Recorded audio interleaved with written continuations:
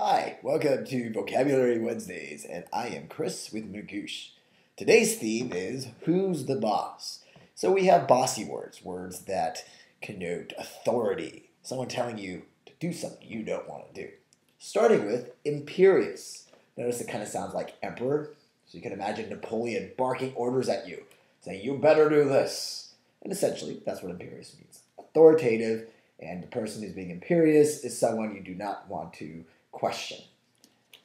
Next, we have officious.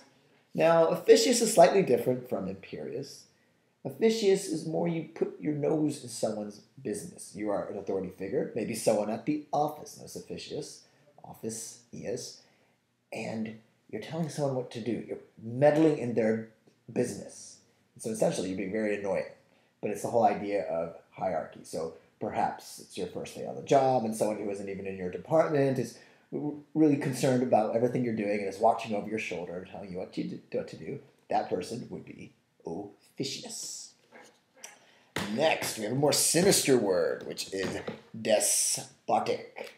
A despot. You may have actually heard this word, and it's usually used to refer to governments. And the leader of a government that is very authoritarian and autocratic is a despot. That person wields absolute power and sometimes wields that power arbitrarily, inflicting violence upon those who do not deserve it.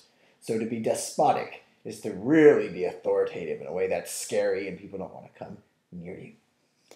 And finally, we have a word, again, a bossy word, but this time it doesn't really describe a person, but rather their actions or maybe their gestures. For instance, if Chris, that's me, comes and says, you make sure you study words like peremptory, and I'm thrusting this pen in this really scary manner, I'm saying it in a peremptory way, or I'm flourishing the pen peremptorily.